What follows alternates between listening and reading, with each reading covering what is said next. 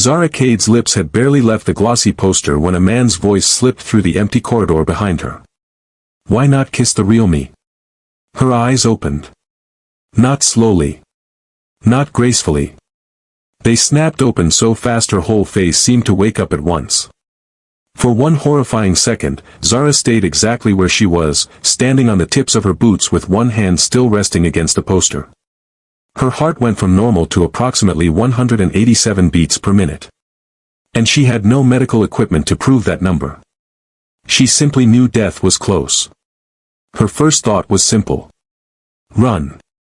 Her second thought was more practical. Run where? The elevator required a staff card. The service door was behind whoever had spoken. The corridor stretched 40 feet in the other direction, which meant she would have to perform the longest walk of shame ever recorded while pretending she had not just kissed a 7-foot advertisement. Zara lowered herself from her toes. Very carefully. Then she turned. And every excuse she had prepared died before reaching her mouth. Kong Min-jae stood against the wall. The actual Kong Min-jae. Except he looked almost nothing like the immaculate man Zara had just assaulted with her mouth. No stage makeup. No perfect smile. No stylist arranging a strand of hair before someone shouted action. His black hair looked as though he had dragged his fingers through it too many times. Dark stubble sharpened his jaw. Tiredness sat beneath his eyes. And somehow, unfairly, the less polished version was worse. Because the poster had been beautiful. The man watching her was interesting. His gaze moved from Zara to the poster. Then back to Zara. You looked disappointed. Zara stared at him. He lifted one eyebrow. With the poster. Heat climbed straight into her face. I was inspecting the print quality. Minji's mouth twitched. With your lips? She should have been humiliated. She was humiliated. But somewhere underneath the humiliation, irritation arrived, and irritation was much easier to work with. Zara folded her arms. If you're going to stand there enjoying this, at least have the decency to pretend your poster doesn't look heavily edited. That did it. For the first time, Kong Min-jae actually laughed. Not the polished laugh from interviews. This one surprised him. It came out low and short before he caught it, almost as though his own body had betrayed him. Zara noticed. So did he. And for a fraction of a second, something unfamiliar crossed his face. Not attraction. Not yet. Recognition. As though she had accidentally done something very few people managed anymore. Min-jae pushed away from the wall. Zara's arms tightened across her chest.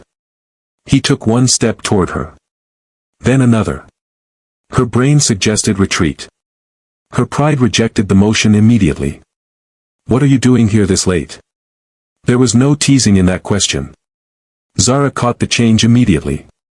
She pointed toward a thick presentation envelope resting against the wall. Delivering revised campaign boards to your styling department. Personally. The courier cancelled. And nobody else could come. This contract could fund 6 months of my studio. That shut him up. Zara glanced toward the envelope.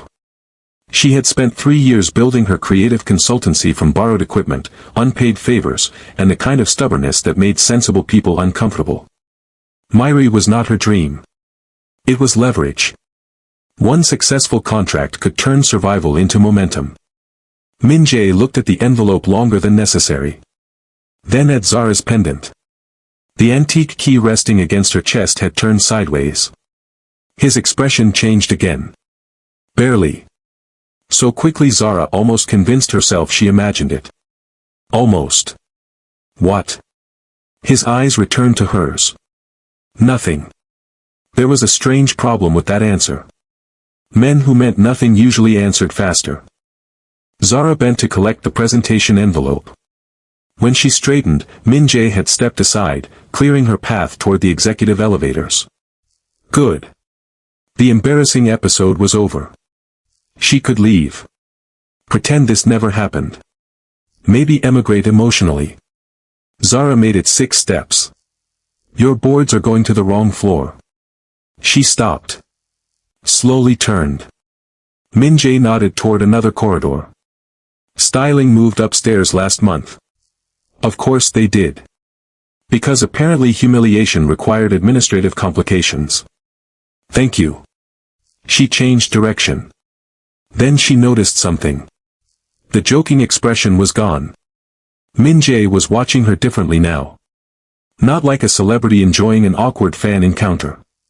More like a man checking whether something he already suspected had just been confirmed. Zara's fingers tightened around the envelope. A cold little question entered the back of her mind. She glanced toward the ceiling. A security camera pointed directly down the corridor. Directly toward the poster. Zara nearly laughed from fresh humiliation. Wonderful. Some security guard had probably just acquired the greatest footage of his career. She turned away before her imagination could make it worse. Forget what you saw. Min-jae's answer came immediately. No. Zara looked back. He was smiling again. She narrowed her eyes. You're irritating. I've been called worse. I believe that. She resumed walking. And that should have been the end of it. It nearly was. Then Min-jae spoke one word. Zara. Her foot stopped in the middle of the next step. The corridor suddenly felt colder. She turned her head first. Then the rest of her body followed. Min-jae had not moved. Neither had his expression. Zara replayed the last several minutes inside her head. The poster. The kiss. His teasing. Her explanation about the campaign boards. Her studio. Not once had she introduced herself. Not once had anyone else entered the corridor and used her name. Her pulse was no longer embarrassed. Now it was alert.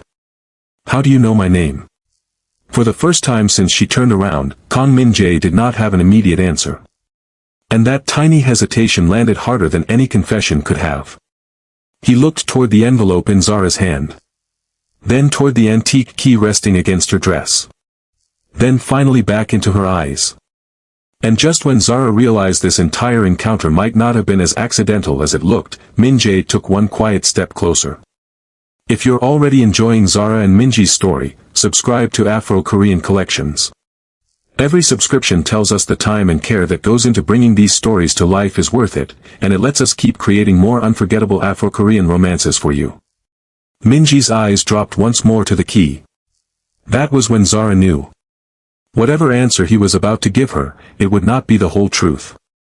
His jaw tightened. Your name was on the delivery schedule. Zara stared at him.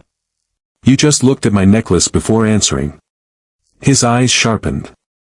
She took one slow step backward. And somewhere behind the wall, a heavy service door unlocked with a metallic click.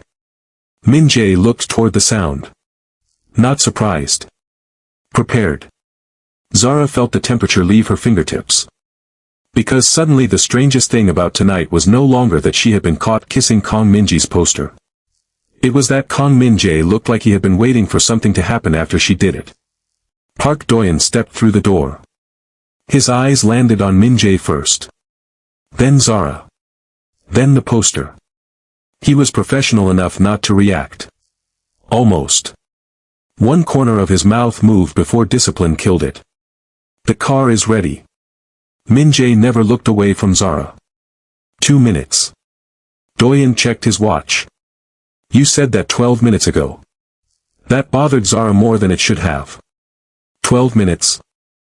Min-jae had been standing in this corridor 12 minutes before Do-yeon came looking for him. Which meant he had not simply walked past and caught her. He had been here. Waiting. Do-yeon gave Zara a polite nod. Ms. Cade. There it was again. Her name. Zara's eyes narrowed. You know me too. Do-yeon's professionalism suffered its first visible crack. His gaze flicked toward Min-jae. Min-jae's jaw tightened. Interesting. Very interesting. Do-yeon recovered. Your company is working with Myri. Lots of companies work with Myri. Nobody answered that. Zara looked from one man to the other. The room had stopped feeling embarrassing. Now it felt arranged. She tucked the envelope beneath her arm. Good night. This time, neither man tried to stop her. The door shut behind Zara. Doyen waited 3 seconds. You made that worse. Min-jae exhaled through his nose. I noticed. You were supposed to look at the new campaign boards and leave. I looked. At the boards. Min-jae's eyes stayed on the closed door. Doyen rubbed his forehead. That is exactly what I was afraid of. Min-jae finally started toward the private exit. Then he stopped. Did she submit the key design herself? Doyen's face changed. Min-jae. Answer me. Yes. That single word followed Min-jae all the way to the underground garage. By 9 the next morning, Nia Kalu had already heard the story twice. She still looked offended on Zara's behalf. Let me understand this correctly. You kissed a poster. Zara buried her face deeper into the cushion. Yes. The poster spoke. The man behind me spoke. Same trauma. Nia. And now Korea's most photographed man knows your name before you introduced yourself. Zara lowered the cushion. That part is what I cannot explain. Nia leaned forward. No. The part one cannot explain is why you kissed the poster. Zara threw the cushion at her. Nia caught it and laughed.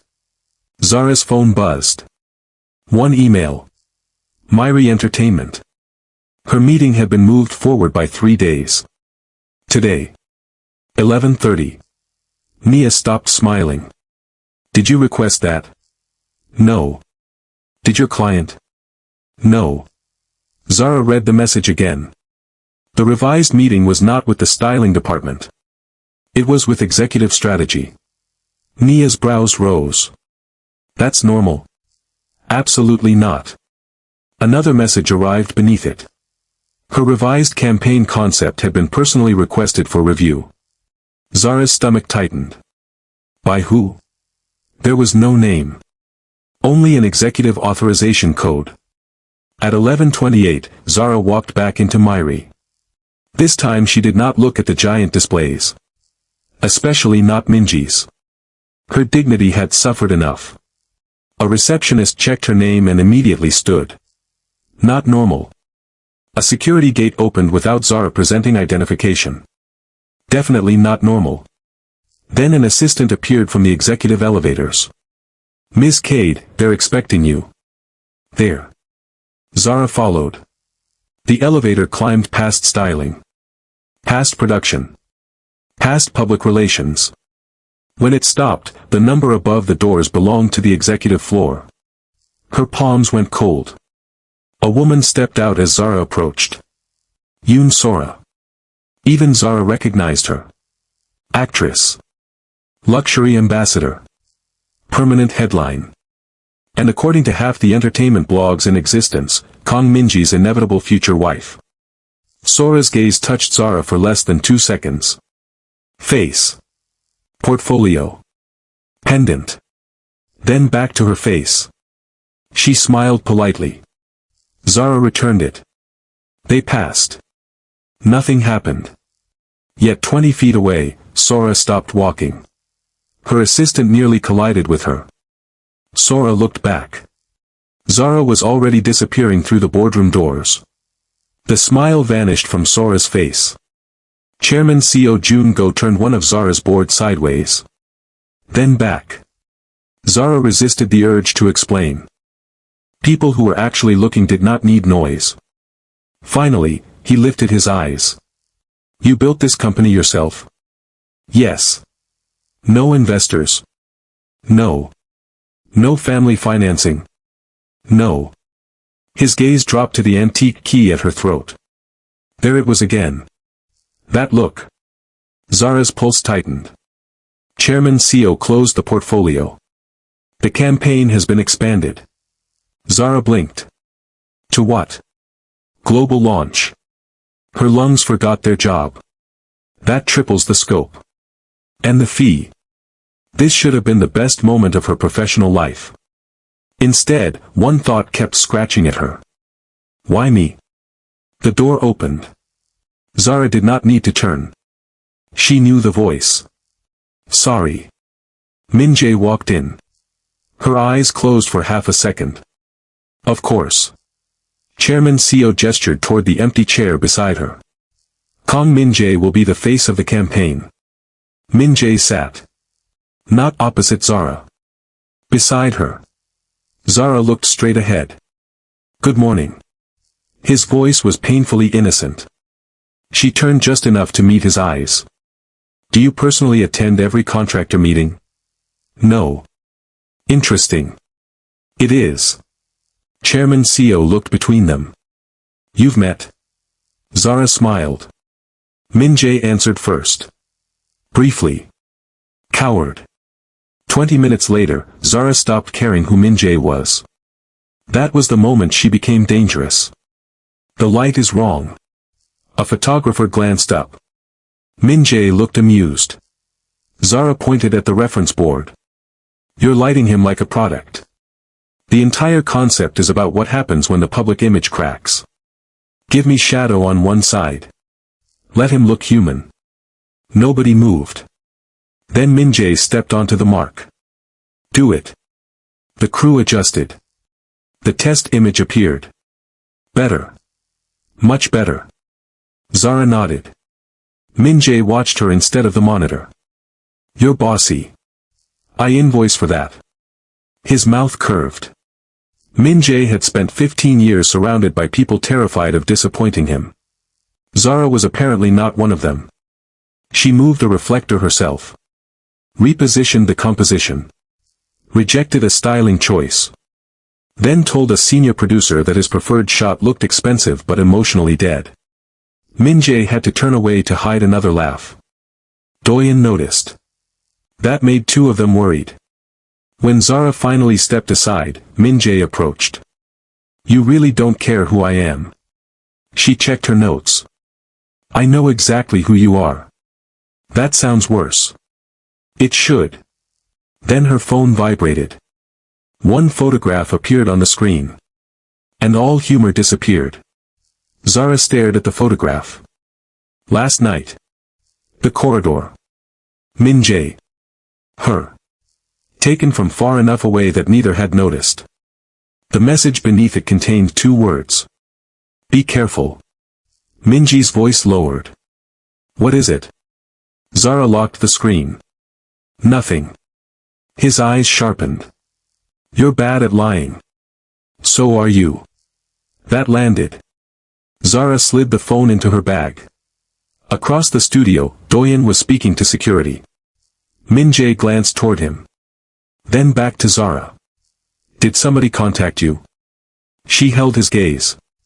Why would you assume somebody did? He had no good answer. Again. Nia answered Zara's call on the second ring. You sound weird. Someone photographed me last night. Nia stopped chewing. Zara could actually hear the interruption. With poster husband? Never call him that again. So yes. Zara rubbed her forehead. The photo came from an unknown number. Police. Not yet. Security. I don't trust Myri's security.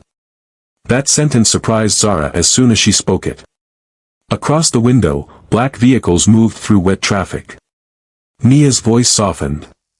Do you trust him? Zara looked down at her coffee. That was the problem. She did not know him well enough to answer. The cafe door opened.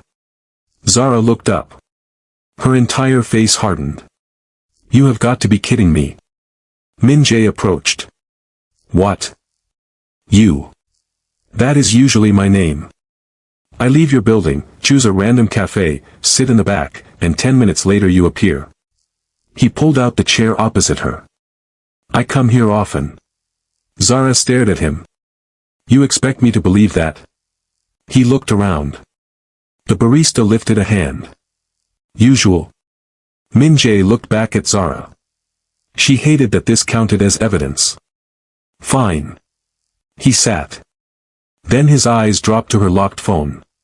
You received another message. Not a question. Zara leaned forward. Tell me something. Min Jae waited. Why did you know my name last night?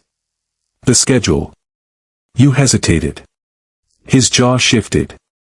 You noticed too much. That isn't an answer. No. Were you waiting in that hallway for me? His gaze dropped briefly. There it was. Zara leaned back. Oh, wow. It isn't what you think. You have no idea what I think. I have some idea. Then enlighten me. Min-jae studied her for several seconds. For once, there was no celebrity charm available. Only the tired man from the corridor. I knew of you before last night. Zara's pulse jumped. How? His phone rang. Doyen. Min-jae looked furious. Then Zara's phone vibrated again. A fresh photograph. Min-jae entering the cafe. Taken minutes ago. The sender was nearby. Watching right now. Her skin prickled from shoulders to fingertips. And if you're still here with Zara while somebody is apparently turning her love life into a surveillance operation, tell me how you're feeling right now. Drop an emoji that matches your mood, and tell Afro-Korean Collections where you're watching from and what time it is there. If you're watching on your TV, tap the like button so we know you're right there with us. Zara slowly lifted her eyes. Somebody in this room knew more than she did. Min-jae read the message once. His entire expression shut down. Zara noticed. You recognize this? No. You reacted. I recognize the tactic. What tactic? Making you distrust the person beside you. She laughed once, without humor. You are doing a perfectly good job of that yourself. Min-jae lowered his voice. Leave with me. Absolutely not. Zara. No. His eyes moved toward the cafe windows. Then the entrance. Then the mirrored wall behind her. For the first time, she realized he was not afraid for himself. He was checking every direction someone could approach her from. That should have comforted her. It did not. Min-jae did not take her to the car. He took her back through a side entrance and into an empty stairwell. Zara stopped 2 steps above him. Start talking. His eyes lifted to hers. I requested your company for the campaign. There it was. Her stomach dropped. You what? Your company was already shortlisted. But you requested me. Yes. Why? Min-jae looked at the key pendant again. Zara grabbed it instinctively. Stop looking at this and answer me. His voice went quiet. I recognized it. From where? He inhaled. Then the stairwell door opened above them. Doyen appeared. We have a problem. Doyen's security team had checked the cafe. No photographer. No obvious stalker. No traceable number. The messages had been routed through disposable accounts. Zara folded her arms. That sounds convenient. Doyen did not flinch. I understand why you would think that. Do you? Yes. His honesty surprised her. Min-jae stepped closer. I want a car on her building. Zara turned. No. He ignored her. 2 people. Plain clothes. Min-jae. No visible security. Stop arranging my life. His eyes snapped back to hers. Somebody is watching you. And you were watching me first. That hit exactly where she intended. Zara should have left. Instead, 20 minutes later, she found Min-jae on the rooftop. No cameras. No staff. No smile. I hate being watched. He spoke before she reached him. Zara stopped several feet away. That is an unusual career choice. A dry breath left him. I was 19. You were old enough to choose. I was young enough to think fame meant freedom. Zara looked at the skyline. What did it mean? Min-jae's fingers tightened around the rail. It meant eventually everybody knew my face, and almost nobody knew me. For once, Zara had no sharp answer. That seemed to unsettle him more than one would have. Zara touched the key. My mother gave this to me. Min-jae turned. She said it belonged to somebody who helped her when she had nothing. His face changed. Zara noticed immediately. You know it. I've seen one like it. Where? His mouth tightened. Years ago. She laughed softly. You have a medical condition that prevents complete answers. That almost brought his smile back. Almost. Then Min-jae looked at the key with something close to grief. Not recognition alone. Memory. Zara's suspicion did not disappear. But another feeling slipped underneath it. Curiosity. And curiosity was becoming dangerously difficult to separate from attraction. Min-jae held out his phone. Give me yours. Zara stared. You're very comfortable giving orders. You're very comfortable ignoring them. Correct. His mouth finally curved. Then consider it a request. She unlocked her phone. They exchanged numbers. No manager. No agency contact. His actual number. Min-jae looked at her name on the screen. If anything strange happens, call me. Why you? The amusement vanished. Because if this is connected to me, I will deal with it. Zara looked at him. And if it is connected to you in a different way? He understood exactly what she meant. He did not answer. That night, Min-jae's security detail changed routes twice. The anonymous sender still knew when Zara left Myri. A third photograph arrived at 10:14. This one showed only the back of her taxi disappearing into traffic. No message. No warning. Just proof. Zara stared at it from her bed. She should have been frightened. She was. But underneath the fear was anger. Someone expected her to retreat because they had decided she was easier to control when uncertain. They had chosen the wrong woman. Zara opened a new notebook. At the top of the first page she wrote 3 words. Who benefits most? 3 evenings later, Min-jae asked Zara to meet somewhere public. She chose the river. You're late. 30 seconds. Celebrity time is different. Apparently Zara time is military. She almost smiled. Almost. They walked. For several minutes, neither mentioned the photographs. It felt strangely normal. Then Min-jae stopped beside the railing. What did you want before Myri? Zara looked at him. For my company. For yourself. That question caught her off guard. Stability. He waited. She corrected herself. Freedom. Min-jae nodded slowly. That answer seemed to matter to him. Too much. The gala should have been simple. Smile. Present campaign previews. Shake hands. Leave. Then Zara laughed at something another creative director said. Across the ballroom, Min-jae stopped listening to the executive beside him. Doyen noticed immediately. Don't. Min-jae took a sip of water. I am standing still. Your face is not. The man beside Zara touched her elbow lightly as he leaned closer to hear her. Min-jae's jaw tightened. Doyen closed his eyes. You are 39 years old. That fact has never been disputed. Then stop looking like you're about to buy the building just to fire one guest. Min-jae looked at him. I could. That was not encouragement. Sora appeared beside Zara carrying a champagne flute she had barely touched. Your campaign is beautiful. Thank you. Min-jae likes it very much. Zara heard the extra meaning. He is the client. Sora's smile deepened. He doesn't usually become personally involved with clients. There it was.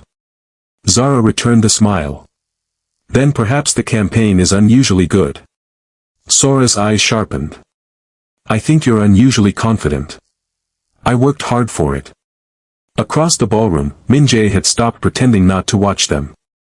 Sora followed Zara's gaze. For the first time, something raw flashed beneath her polished expression. Not hatred. Fear. Sora lowered her voice. You think I'm warning you because I'm jealous. Zara did not answer. Sora glanced toward Min-jae. I am jealous. The admission surprised her. But that is not why I'm warning you. Zara's fingers tightened around her clutch. Then why? Because people around Min-jae do not get privacy. I've noticed. You haven't noticed enough. Sora stepped back as a photographer approached. Her public smile returned instantly. Before turning away, she left Zara with one final sentence. Ask him who approved your background check. Zara's blood went cold. Background check. Min-jae had never mentioned a background check. Chairman Seo intercepted Min-jae before he could cross the ballroom. You're becoming careless. Min-jae's eyes stayed on Zara. With what? Do not insult me. Min-jae finally looked at him. Chairman Seo's expression remained calm. Your face is a billion-dollar asset. My face is attached to me. And your decisions are attached to thousands of employees. Min-jae's mouth hardened. You mean Sora? I mean perception. Across the room, Zara was already moving toward the exit. Min-jae noticed. Chairman Seo noticed him noticing. If you follow her now, every camera in this ballroom will understand before she does. Min-jae waited 3 seconds. Then followed her anyway. Did Myri run a background check on me? Min-jae stopped. That was answer enough. Zara laughed once. You knew. Zara. How deep? I don't know. That is not believable. It happened through security. Because of the messages. Min-jae's eyes shifted. Wrong answer. Zara stepped closer. The check happened before the messages, didn't it? His silence stretched between them, heavy and dangerous. Her throat tightened. How long before? Min-jae looked toward the ballroom doors as footsteps passed beyond them. Then back at her. Before the contract. Zara stared. Before the contract. Before she kissed the poster. Before she had any reason to matter to him. Do not protect me by deciding what I'm allowed to know. I wasn't. You keep doing exactly that. Min-jae's expression tightened.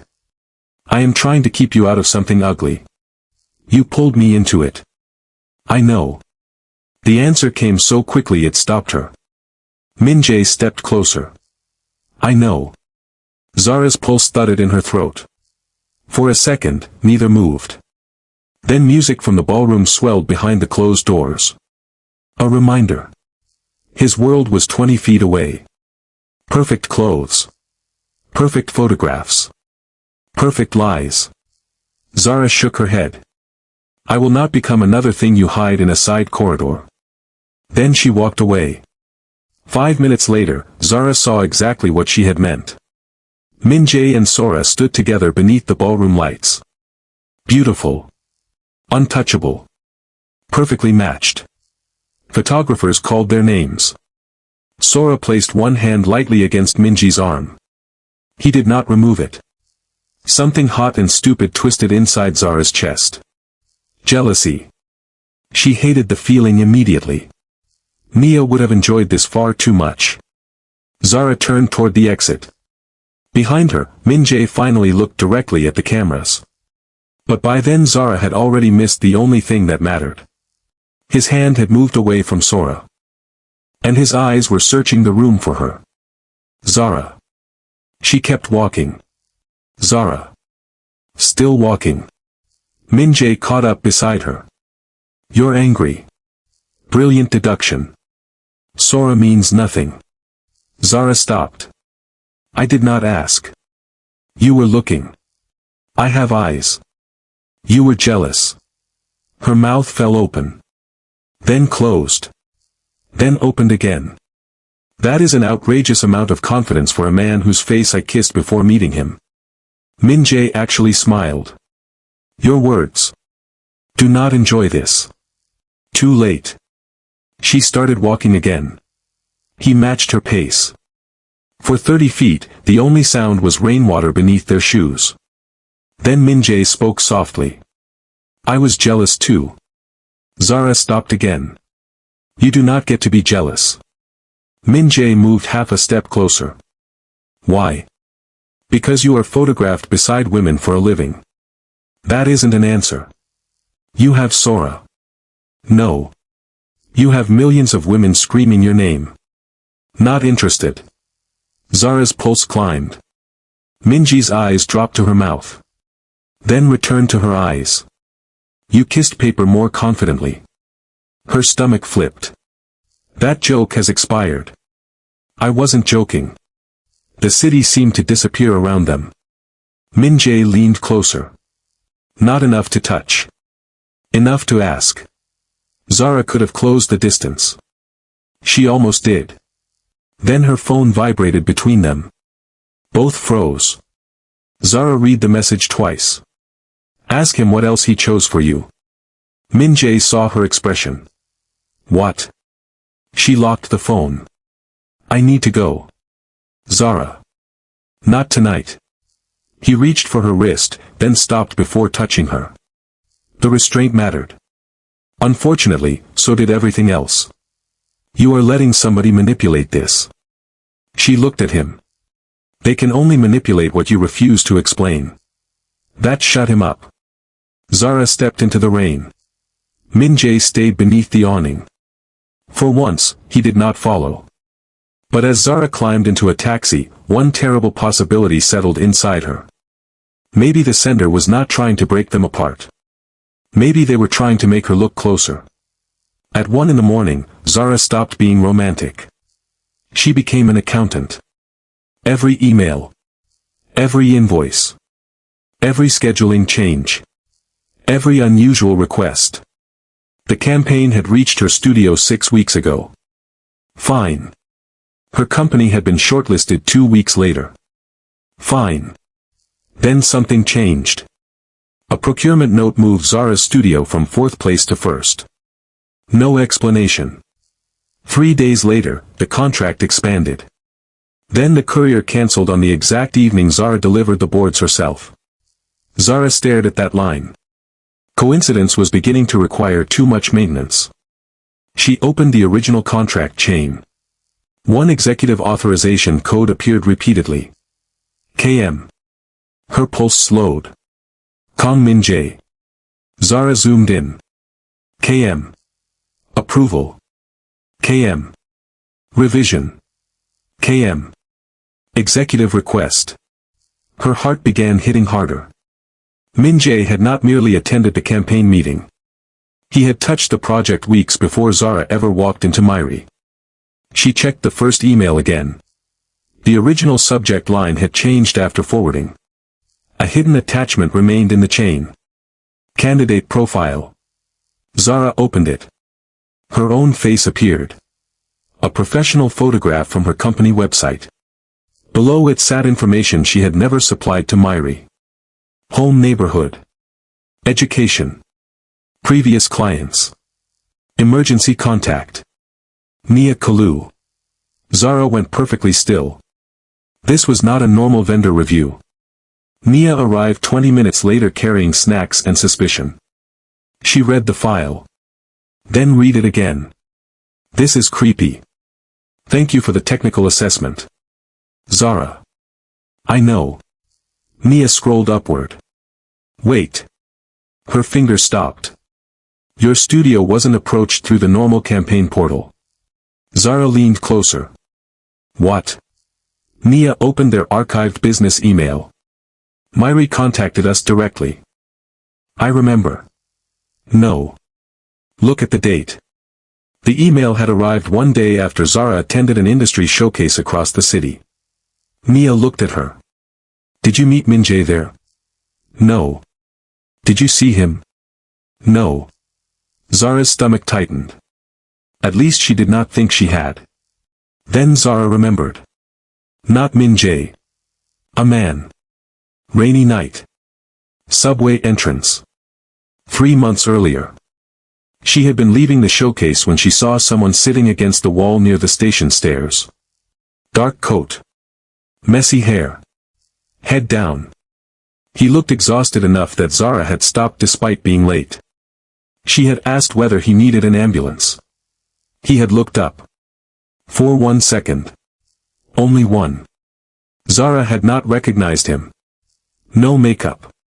Facial hair. Baseball cap pulled low before the rain had blown it away. Her pulse kicked. Nia watched her face. What? Zara whispered. Oh my God. You look like you're having a terrible night. The man had laughed once. Weakly. That obvious? You're sitting on concrete in the rain. Fair. Zara had handed him water. He noticed her pendant. His face changed. She remembered that now. At the time, she assumed he liked the design. Nice key. My mother's.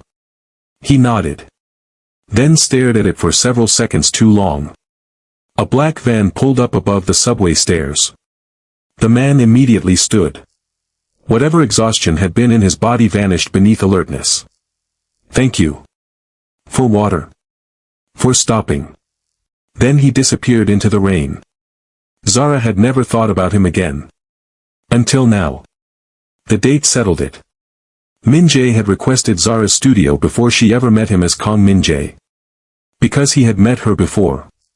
In disguise. And she had no idea. Nia sat back. That is either the beginning of a romance novel or a restraining order. Zara gave her a look. Too soon. Extremely. Her phone lit up. Min-jae. One message. Are you awake? Zara stared at it. Then typed. We need to talk. His response arrived instantly. Where? Zara looked at the evidence spread across her floor. Not Myri. Not somewhere public. Somewhere he could not walk away from the truth. Your place. 3 dots appeared. Then vanished. Come. Minji's penthouse looked exactly like Zara expected. Expensive. Controlled. Lonely. He had no staff waiting. No security inside.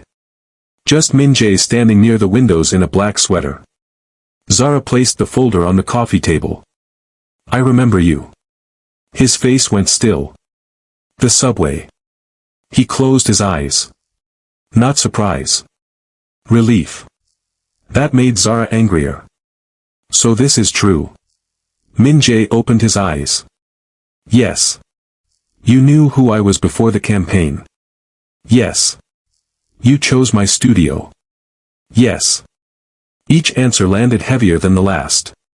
Zara's fingers curled. Then start at the beginning. For once, Min-jae obeyed. 3 months earlier, Min-jae had walked out of a private recording session after 18 hours without sleep. Paparazzi had been waiting. He escaped through a service exit wearing borrowed clothes. For 40 minutes, nobody knew where he was. Then his body gave up near the subway. And you stopped. Zara folded her arms. Most people would. No. The answer was immediate. Most people recognized something was wrong and looked away because they were afraid of being involved. He turned toward her. You stopped. Zara's anger wavered. Only slightly. I gave you water. You gave me dignity. That was a dangerous sentence. She refused to let it work. And the key? Min-jae looked at it. My mother owned one. Zara's anger stalled. What? Same shape. Same marks. My mother said hers came from a woman who helped her. Min-jae nodded. My mother helped people quietly. Artists. Immigrants. Women starting businesses. Zara stared. You think our mothers knew each other? I don't know. But that's why you remembered me. The key made me remember. He hesitated. Your face made sure I couldn't forget. Zara's heart performed one deeply unhelpful movement. She ignored it. So you found my company. I saw your work at the showcase the next day. And requested me. Yes. Without telling me why. His eyes lowered. Yes. You let me believe I earned that contract normally. You earned it. You moved me to the top. Because your work was better. You already wanted me there. Min-jae stepped forward. I wanted your company considered. You wanted me close. His face tightened. Zara hated that she had found the exact sentence. You arranged access to my professional life before I knew your real name. I did not arrange the courier cancellation. That is a very specific denial. Because I knew you would ask. Did you know I was delivering the boards that night? Min Jae hesitated. Zara's eyes burned. Did you? Yes. The answer cracked through the room. I knew you were coming. Zara's throat tightened. I wanted to see whether you remembered me. So you waited in that hallway? Yes. And then I kissed your poster. For the first time that night, embarrassment almost escaped through the anger. Minji's mouth moved. Do not smile. I am trying not to. You are failing. I know. Zara pointed at him. This is not charming. No. You manipulated the meeting. I created an opportunity. That is what powerful men call manipulation when they want it to sound romantic. The humor vanished from his face. That one hurt him. Good. Because Zara was hurting too. Min Jae could have denied it. He did not. I should have told you. Yes. I should have told you sooner. Yes. I thought if I told you immediately, everything after that would feel contaminated by why we met. Zara laughed bitterly. So you solved that by contaminating it later. His eyes closed. Apparently. Her anger should have softened. Instead, grief slipped underneath it. Because she had started liking him. Not the poster. Not the celebrity. Him. And now every private laugh, every coincidence, every look carried a question mark. Zara reached for her folder. I need to go. Min Jae moved. Then stopped himself again. Wait. Zara turned. Min Jae stood beside the study. The background check was not my request. She froze. Then whose? Security initiated a standard review after I requested your company. That file was not standard. I know. How? Because I saw it after. Zara stared. Min Jae opened the study door. There were pages I never asked for. People I never authorized them to contact. Who ordered it? His jaw tightened. I thought Chairman Seo. You thought. I confronted him. He denied expanding it. Zara's fingers went cold. Then who did? Min Jae looked toward the folder in her hand. That is what I've been trying to find out. On Minji's desk sat another key. Zara stopped breathing. Same long stem. Same unusual teeth. Same tiny etched mark near the bow. Her pendant suddenly felt heavier against her chest. Min Jae did not touch the object. My mother's. Zara stepped closer. And you had this the whole time? Yes. Why didn't you show me? Because once I realized someone had investigated you beyond normal security, I stopped knowing which information was safe to reveal. Zara looked at the dossier beside the key. What is that? Minji's eyes hardened. Everything I could recover. Her phone vibrated. Unknown number. Again. This time, the message contained no photograph. Only an address. Her own. Zara's apartment address stared back at her. You were never random. Her stomach dropped. Min Jae was beside her instantly. She handed him the phone. His face changed. Not guilt. Rage. Real rage. Cold enough that Zara finally understood why executives became careful around him. He reached for his own phone. No. Min Jae looked at her. No more people following me without my consent. They know where you live. And I decide what happens next. His jaw worked. Then he lowered the phone. That mattered. Even furious, he listened. Zara looked at the message again. You said somebody expanded the background check. Yes. Then somebody knew who I was before you requested my company. Min Jae went still. The doorbell rang. Once. Neither moved. Min-jae looked at the security panel. His expression changed. Zara noticed. Who is it? He did not answer. Min-jae. Another ring. He crossed the room. Zara followed several steps behind. No. She stopped. That word was not controlling. It was warning. Min-jae looked toward her. Stay there. Zara almost argued. Then she saw his face. Whoever stood outside was not expected. Min-jae opened the door. And for the first time since Zara had known him, Kang Min-jae looked genuinely blindsided. Because the woman standing outside was Yoon Sora. And she was holding a black folder. Sora looked past Min-jae. Straight at Zara. I hoped you weren't here. Zara's stomach tightened. Min-jae's voice dropped. How did you get upstairs? Your manager still likes me. That is going to change. Sora almost smiled. Almost. Then she held out the folder.